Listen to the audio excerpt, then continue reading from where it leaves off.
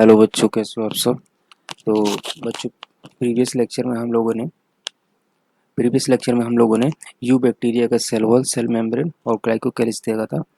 आज जो है हम यू बैक्टीरिया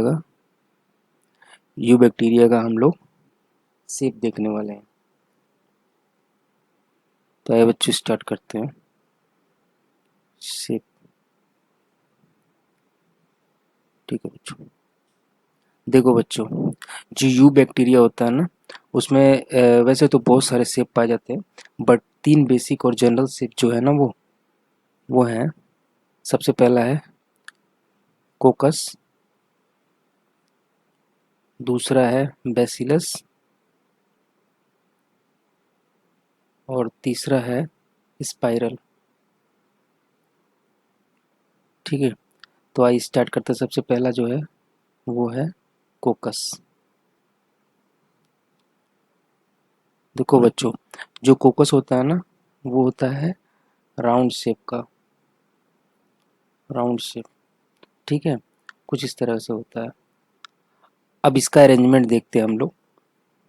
ये जो है ना, अगर इस तरह से अरेंज है तो इसको हम लोग बोलेंगे डिप्लोकोकस, डिप्लोकोकस। ठीक है, और अगर इस तरह से अरेंज है चेन के फॉर्म में, तो बच्चों जहाँ भी कोई भी स्ट्रक्चर अगर चेन के फॉर्म में अरेंज है ना, तो हम लोग एक वर्ड यूज करेंगे जिसको बोलते हैं स्ट्रेप्टो, स्ट्रेप्टोकोकस। ठीक है, और अगर ये कुछ इस तरह से अरेंज है,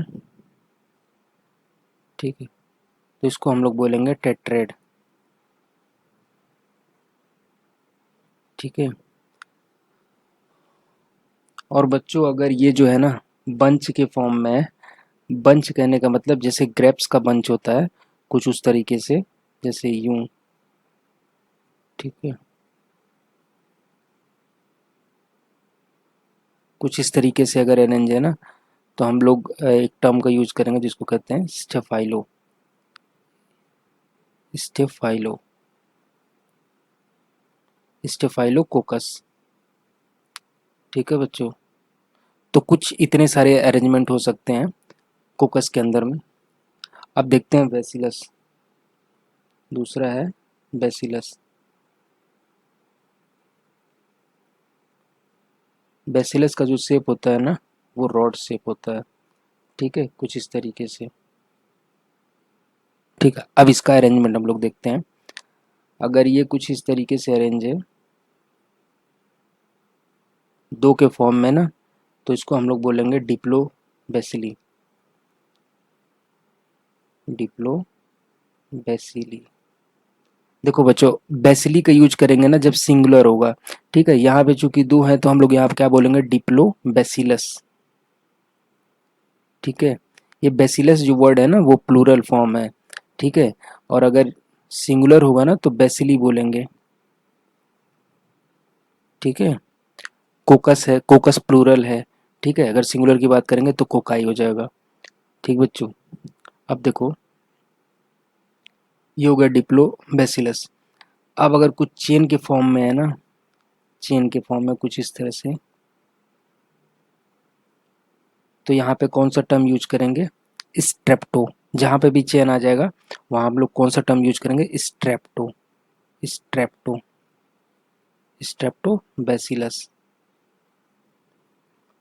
ठीक है, अब बच्चों अगर कुछ इस तरह का शेप हो जाए, अगर कॉर्नर जो है ना सर्कुलर हो जाए, ठीक है, कॉर्नर अगर कुछ सर्कुलर हो जाए इस टाइप का शेप, तो इसको हम लोग बोलते हैं coccobacillus, coccobacillus, coccobacillus. एक और शेप है बच्चों, अगर कुछ इस तरीके से अरेंज है, ठीक है, कुछ चाइनीज लेटर की तरह से कह सकते हैं, कि सपोज उसका टॉप पोर्शन अटैच हो, ठीक है, बट जो डाउन पोर्शन है ना वो सेपरेटेड हो, और जो नेक्स्ट हो, ठीक है, उसमें जो डाउन पोर्शन हो ना वो अटैच हो और जो अपर पोर्शन हो वो सेपरेटेड हो। अगेन जो है अल्टरनेट फॉर्म में, अगेन जो यहाँ पे टॉप पोर्शन है ना वो अटैच हो और डाउन पोर्शन जो है सेपरेटेड हो। ठीक है, ये कुछ चाइनीज लेटर की तरह जो है दिखता है। तो इसको जो है हम लोग बोलते हैं पैलिसेड, पैलिसेड। ठीक है बच्चों, तो इतने सारे अरेंजमेंट जो है बेसिलस के अंदर पॉसिबल है। अब तीसरा देखते हैं हम लोग, स्पाइरल। स्पाइरल इसके अंदर जो शेप होता है ना वो होता है कर्व। कर्व, कर्व मतलब कुछ इस तरीके से। ठीक है, अब इसका भी अरेंजमेंट हम लोग देख लेते हैं। इसके अंदर जो सबसे पहला अरेंजमेंट है ना वो है विब्रियो। विब्रियो में क्या होगा ना, ये जो अरेंजमेंट है कुछ इस तरीके से होगा, कॉमा शेप। ठीक है, कॉमा शेप होगा कुछ इस तरीके का। और जो दूसरा अरेंजमेंट होता है वो होता है स्पाइरिला।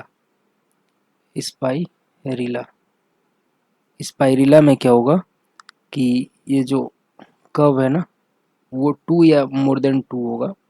ठीक है, कुछ इस तरीके से। और तीसरा जो है वो है स्पाइरोकेट्स। स्पाइरोकेट्स, इसमें क्या होगा, ये जो मतलब कर्व का जो नंबर है ना वो काफ़ी ज़्यादा होता है, बहुत ज़्यादा होता है। ठीक है बच्चों, तो इसको बोलते हैं स्पाइरोकेट्स। तो ये सारे जो जनरल जो है शेप है बैक्टीरिया के, यू बैक्टीरिया के। इसके अलावा भी बहुत सारे शेप होते हैं बट बच्चों उतना नेसेसरी नहीं है। ठीक है, इतना मोर देन इनफ है। अब बच्चों, अब हम लोग जो है इनर स्ट्रक्चर देखने वाले हैं यू बैक्टीरिया का। तो हम लोगों ने जो है cell wall, cell membrane, glycocalyx देख लिया, शेप भी देख लिया। अब बात करते हैं inner side of true bacteria. तो देखो बच्चों, हम लोगों ने सुपरफिशियली हम लोगों ने क्या क्या देख लिया बैक्टीरिया के अंदर। ठीक है, सपोज ये एक बैक्टीरियल सेल है।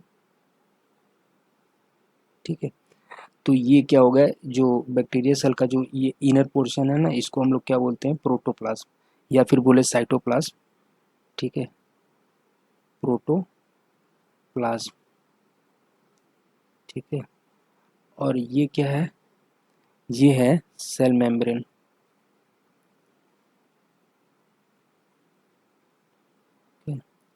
सेल मेम्ब्रेन के बाहर क्या था, सेल वॉल।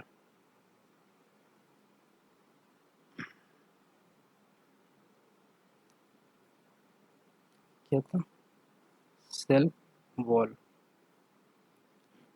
ठीक है, और सेल वॉल के बाहर क्या था,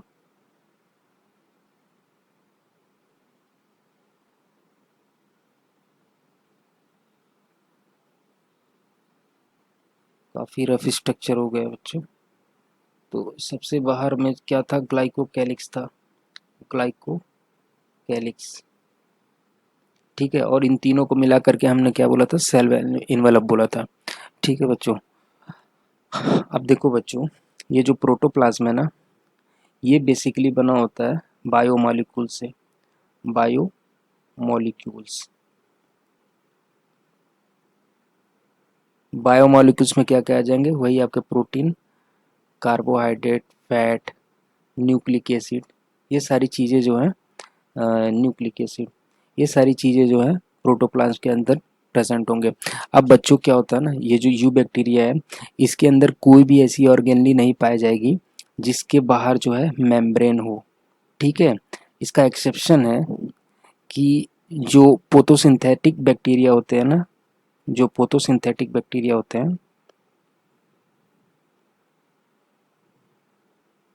जो फोटोसिंथेटिक बैक्टीरिया हैं उनके पास एक ऑर्गेनली पाई जाती है। ठीक है, क्रोमेटोफोर, क्रोमेटोफोर। और बाकी जगह पे क्या होगा, कोई भी ऑर्गेनली नहीं पाई जाएगी जिसके बाहर मेम्ब्रेन हो। ठीक है, सिर्फ राइबोसोम पाया जाएगा क्योंकि राइबोसोम के बाहर कोई मेम्ब्रेन नहीं होता है। अब बात करते हैं बच्चों बैक्टीरियल डीएनए या बैक्टीरियल क्रोमोसोम के बारे में। ठीक है, जेनेटिक मटेरिया ऑफ बैक्टीरिया। तो देखो बच्चों यहाँ पे क्या होता है, जो इनका जेनेटिक मटेरियल होता है ना, वो कुछ डिफ्यूज फॉर्म में कुछ इस तरीके से प्रोटोप्लाज्म के अंदर प्रेजेंट होती हैं। और दूसरी बात ये कि ये जो जेनेटिक मटेरियल है ना, इसके बाहर कोई भी मेम्ब्रेन नहीं होता है। ठीक है, इसके बाहर कोई भी मेम्ब्रेन नहीं होता है। ठीक, तो ये हो गया इसका बैक्टीरिया का मेन जेनेटिक मटेरियल। अब इसके अलावा जो है ना, एक और जेनेटिक मटेरियल होता है। ठीक है, कुछ साइड में प्रेजेंट होता है सर्कुलर फॉर्म में, जिसको बोलते हैं हम लोग प्लाज्मिड बोलते हैं। ठीक है, हम लोग दोनों को एक एक करके देखेंगे। और ये जो हो गया, ये जो हो गया बैक्टीरियल डीएनए हो गया, ये डीएनए हो गया। ठीक है बच्चों, तो हम लोग क्या करते हैं ना, सबसे पहले जो है बैक्टीरियल डीएनए को देखते हैं और उसके बाद प्लाज्मिड को देखते हैं। तो आइए देखते हैं बैक्टीरियल डीएनए।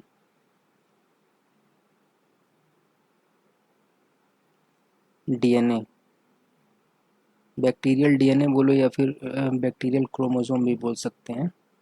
Chromo chromosome. ठीक है, इसी को हम लोग क्या बोलते हैं, जेनोफोर भी बोलते हैं। फोर, ठीक है, जेनोफोर भी बोलते हैं। अब देखो बच्चों, ये जो बैक्टीरियल डीएनए है ना, आप देख सकते हो कि इसके बाहर कोई भी मेम्ब्रेन नहीं है।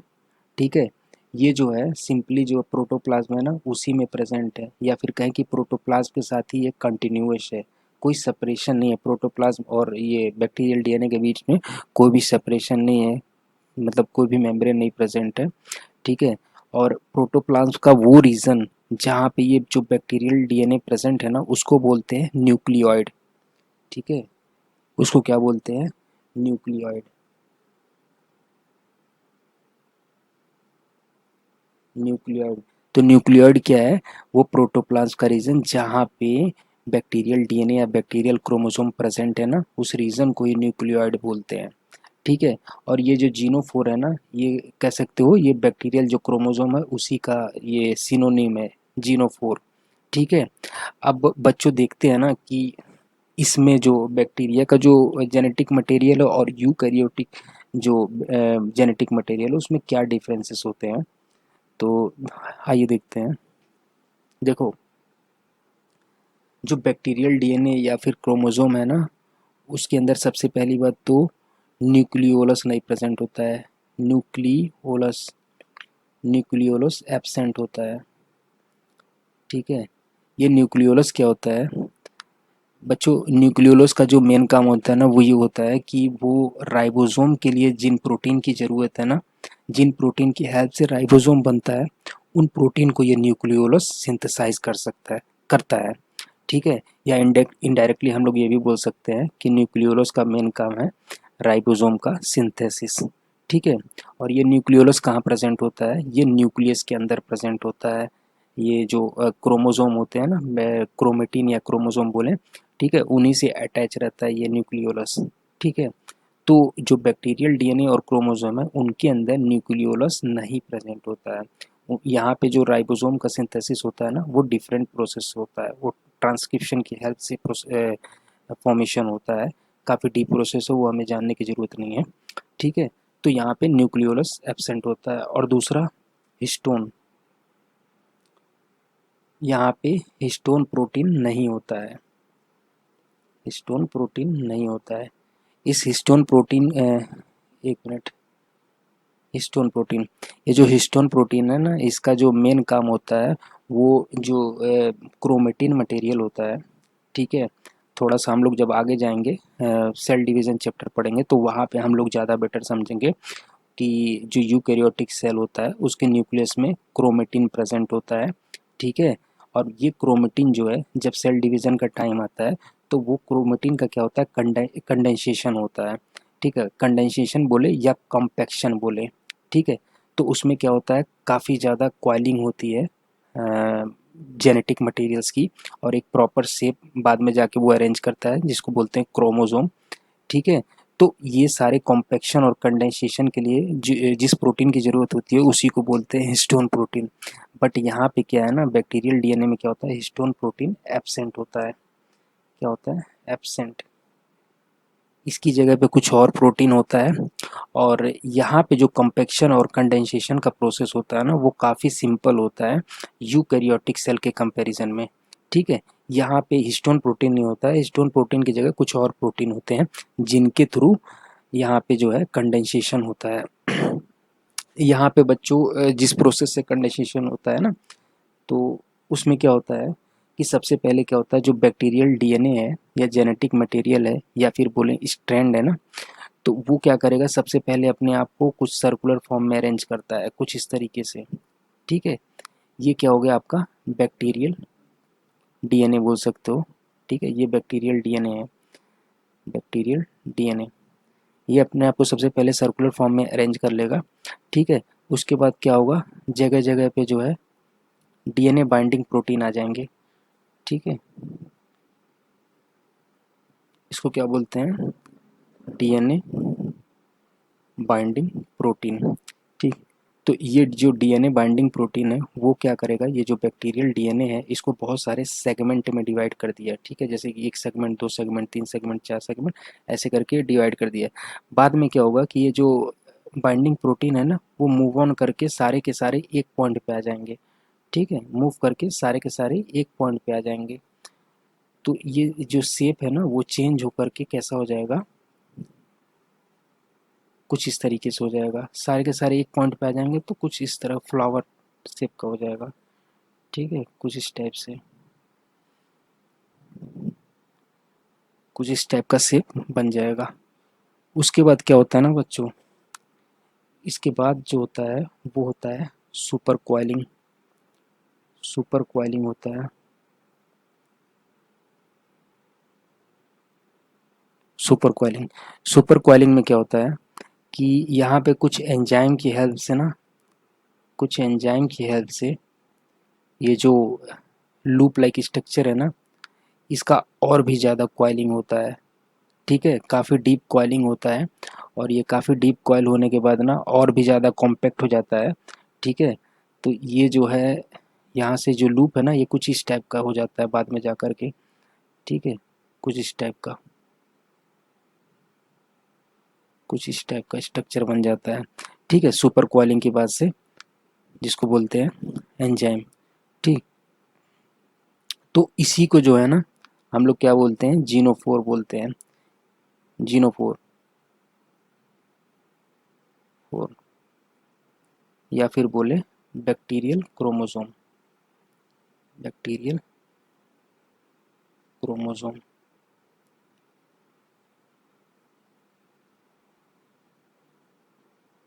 तो ये बच्चों जो प्रोसेस है ना, ये कॉम्पैक्शन का, कंडेंसेशन का, ये काफ़ी सिंपल होता है। जो प्रोकैरियोट है या फिर कैमोनेरा और यू बैक्टीरिया के अंदर काफ़ी सिंपल होते हैं। बट जो यूकैरियोटिक में जो कंडेंसेशन का प्रोसेस होता है ना, वो काफ़ी कॉम्प्लेक्स होता है। वो आगे चल के हम लोग सेल डिवीज़न वाले चैप्टर में देखेंगे अच्छे से। ठीक है बच्चों, तो ये हो गया बैक्टीरियल जेनेटिक मटेरियल की बात हमने कर ली। अब बच्चों देखते हैं, अब देखते हैं जो एक्स्ट्रा क्रोमोसोम प्रेजेंट। अच्छा बच्चों, ये जो जेनेटिक मटेरियल होता है ना, बैक्टीरियल डीएनए जो है ना, वो सिंगल स्ट्रैंड भी हो सकता है, सिंगल स्ट्रैंड भी हो सकता है, और डबल स्ट्रैंड भी हो सकता है, डबल स्ट्रैंड भी हो सकता है। ठीक है, और इसका शेप जो है कुछ सर्कुलर होता है। ठीक, ये और भी शेप का हो सकता है बट इन जनरल जो है सर्कुलर शेप ही होता है। ठीक है, अब हम लोग बात करते हैं प्लाज्मिड की।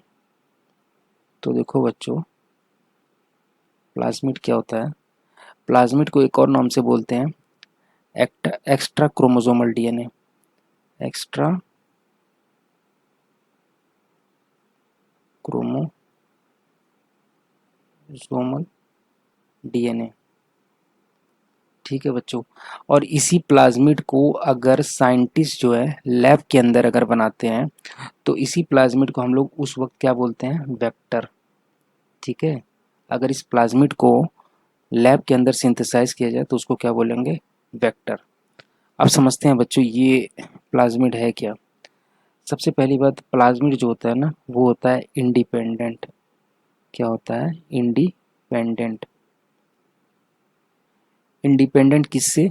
इंडिपेंडेंट ये जो मेन बैक्टीरियल डीएनए होता है ना उससे इंडिपेंडेंट होता है। ठीक है, मतलब इसका जो है ना इसके ऊपर कोई भी रोल नहीं होता है, मतलब इसके ऊपर कोई भी कंट्रोल नहीं होता है मेन बैक्टीरियल डीएनए का। ठीक है, ये अपने अपना काम खुद के दम पे करता है, इसीलिए बोलते हैं इंडिपेंडेंट। और दूसरी दूसरी बात ये है कि ये सेल्फ रेप्लिकेटिंग होता है। Self replicating. Self replicating. Replication का मतलब हो गया कि डीएनए का कॉपी बनना।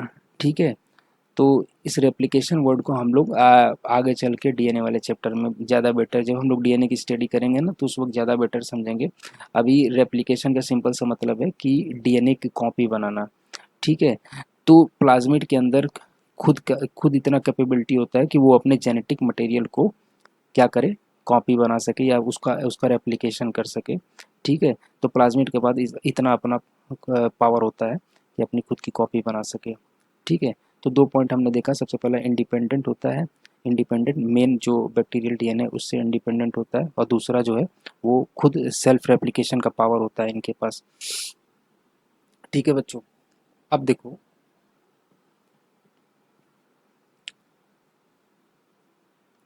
ये जो प्लाज्मिड होता है ना इसका जो शेप होता है ना वो होता है सर्कुलर।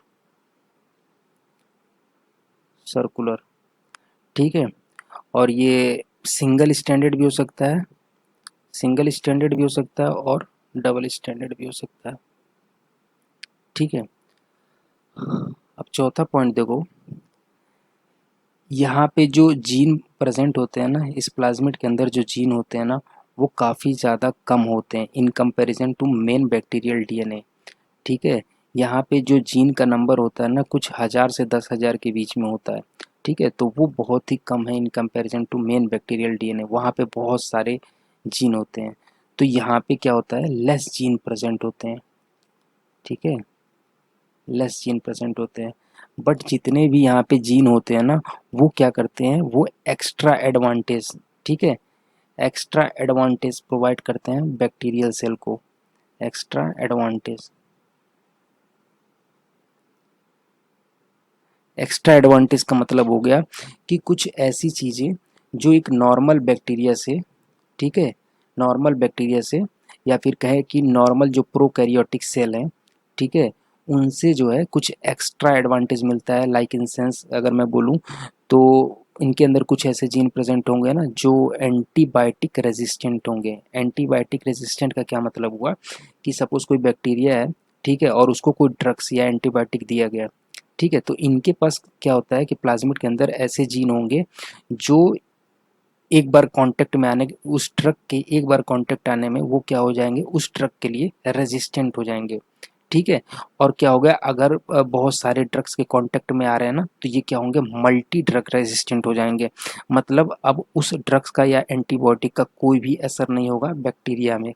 ठीक है, तो ये एक एक्स्ट्रा एडवांटेज हो गया बैक्टीरिया का। क्यों? क्योंकि उनके पास कुछ एक्स्ट्रा जीन प्रेजेंट है कहाँ पे? प्लाज्मिड में। ठीक है, और दूसरा एग्जांपल हम लोग ये कह सकते हैं कि इनके पास कुछ एक्स्ट्रा जीन प्रेजेंट होते हैं प्लाज्मिड में जो इनको जो है अनफेवरेबल कंडीशन या कहें हार्श इन्वायरमेंट में सरवाइव करने के लिए फेवरेबल कंडीशन प्रोवाइड करते हैं। जैसे कि इन लोग में इंडोस्पोर का फॉर्मेशन होता है, जिसको भी हम आगे देखेंगे कैसे इनके अंदर इंडोस्पोर का फॉर्मेशन होता है।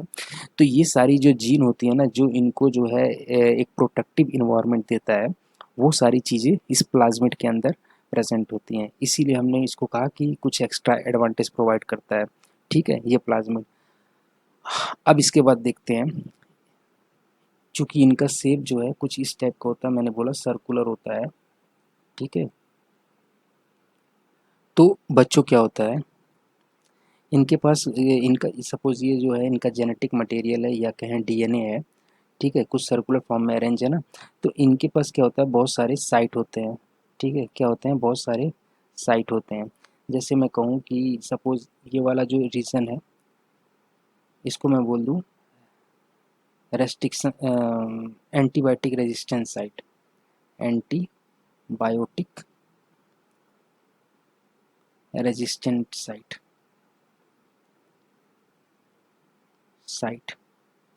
ठीक है। अभी हम लोगों ने बात किया था एक्स्ट्रा एडवांटेज में कि एंटीबायोटिक रेजिस्टेंस साइट। तो ये जो साइट है ना, यहाँ पे कुछ ऐसे जीन प्रेजेंट होंगे ना जो ड्रग के कांटेक्ट में आते ही क्या कहेंगे, इस बैक्टीरियल सेल को उस ड्रग के लिए रेजिस्टेंट बना देंगे। कहने का मतलब है कि उस ड्रग का कोई असर नहीं होगा इन बैक्टीरिया के ऊपर। ठीक है। अब देखो, इसके पास एक और साइट होगा जिसको बोलेंगे ओ आर आई।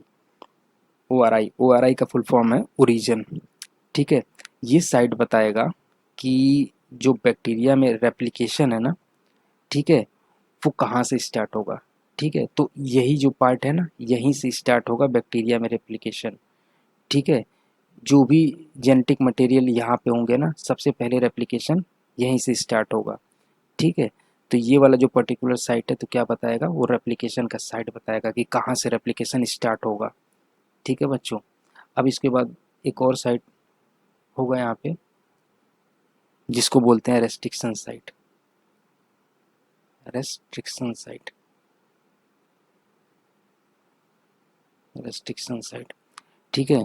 ये जो रेस्ट्रिक्शन साइट है ना, इसी रेस्ट्रिक्शन साइट की वजह से क्या बोलते हैं हम लोग कि ये जो प्लाज्मिड है ना, इजिली इजिली मैनिपुलेट किया जा सकता है। Easily manipulate.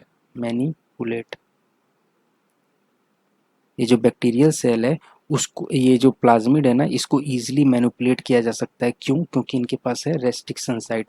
अब इजीली मैनिपुलेट किया जा सकता है, इसका क्या मतलब है कि देखो, ये वाला जो रीजन होता है ना, साइंटिस्ट क्या करते हैं, इस प्लाज्मिड का या फिर कहें वेक्टर का यूज करते हैं सिर्फ इसी की वजह से। ये जो रेस्ट्रिक्शन साइट है ना, इस रेस्ट्रिक्शन साइट को हम लोग क्या कर सकते हैं, या साइंटिस्ट जो है इसको कट कर सकते हैं। ठीक है। किसकी हेल्प से? मॉलिक्यूलर सीजर की हेल्प से इस रीजन को कट किया जा सकता है। और कट करके क्या है ना कि दो काम यहाँ से किया जा सकता है। या तो सपोज इस रीजन में जो है, सपोज कुछ ऐसी ऐसी चीज़ें हैं, ठीक है, जिनकी वजह से कुछ हार्म या फिर कोई डिजीज़ हो रही हैं। ठीक है। तो साइंटिस्ट इसको कट करके निकाल सकते हैं। ठीक है। और इसकी जगह पे कोई और जो है, कोई और जीन यहाँ पे प्लेस कर सकते हैं जिसके बारे में साइंटिस्ट स्टडी करना चाहते हैं। ठीक है। अब क्या करेंगे कि यहाँ पे जो है ज़रूरत की जीन यहाँ पे जो है पेस्ट कर सकते हैं। इस पर्टिकुलर जीन की जगह कोई और जीन जिसके ऊपर स्टडी करनी है साइंटिस्ट को लगा सकते हैं। By the help of molecular scissor वो कट करके दूसरा लगा सकते हैं। ठीक है। उसके बाद क्या करेंगे, इस प्लाज्मिड को क्या करेंगे, बैक्टीरिया के अंदर इंसर्ट कर देंगे। ठीक है। बैक्टीरियल सेल के अंदर इंसर्ट कर देंगे। ठीक। By the process of electrophoresis. ठीक है। उसको आगे चल के हम लोग देखेंगे। बस सिंपली समझते हैं कि इस प्लाज्मिड को साइंटिस्ट जो है, जब नया जीन यहाँ पे प्लेस कर दिए, उसको क्या किए, बैक्टीरियल सेल के अंदर इंसर्ट कर दिए। ठीक है। तो क्या होगा कि अब चूंकि कुछ नए जीन्स यहाँ पे आके ऐड हो गए हैं ना, कुछ नए जीन आके यहाँ पे ऐड हो गए हैं, तो बैक्टीरिया में कुछ चेंजेस आएगा। ठीक है। और उसी चेंजेस को साइंटिस्ट नोट डाउन करेंगे। ठीक है। और उससे ये पता चल जाएगा कि हाँ, इस पर्टिकुलर जीन ने क्या चेंजेस लाए हैं इस बैक्टीरियल सेल के अंदर, क्योंकि जो भी चेंजेस आएगा वो इसी जीन की वजह से आएगा। ठीक है। तो साइंटिस्ट जो है एज अ स्टडी पर्पस भी इसको यूज कर सकते हैं। और बाकी इसका और भी बहुत सारा काम होता है जिसको हम लोग जेनेटिक इंजीनियरिंग में यूज करते हैं, जिसको हम लोग ज़्यादा डीपली जो है उस पर्टिकुलर चैप्टर में हम लोग स्टडी करेंगे। बस हम लोग अभी यही समझते हैं कि ईजिली मैनिपुलेट का क्या मतलब हुआ कि हम लोग यहाँ रिस्ट्रिक्शन साइट से जेनेटिक मटेरियल को काट कर निकाल सकते हैं और यहाँ पे नए कोई भी जेनेटिक मटेरियल है, ठीक है, या फिर कोई भी जीन्स है जिसके बारे में हमें नहीं पता है, जिसका फंक्शन हमें नहीं पता, वो यहाँ प्लेस करके, ठीक है, हम लोग उसके फंक्शन को भी जान सकते हैं। ठीक है। और इस प्लाज्मिड या बोले वेक्टर की हेल्प से हम लोग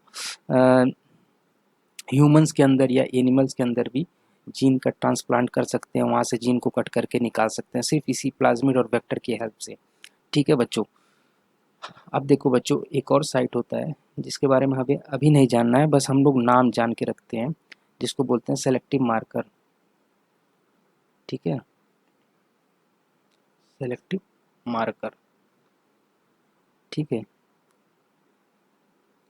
तो ऐसे होता है ना बच्चों, प्लाज्मिड के अंदर जो उनका जो जेनेटिक मटेरियल है, जो डीएनए है, उनके अंदर बहुत सारे साइट होते हैं, ठीक है, और सभी साइट का अपना अपना काम होता है, ठीक है। उस काम को हम लोग उस पर्टिकुलर चैप्टर में अच्छे से देखेंगे। अभी हम लोग सुपरफिशियली बस समझते हैं प्लाज्मिड एक्चुअली होता क्या है, ठीक है, और इसका रोल क्या है।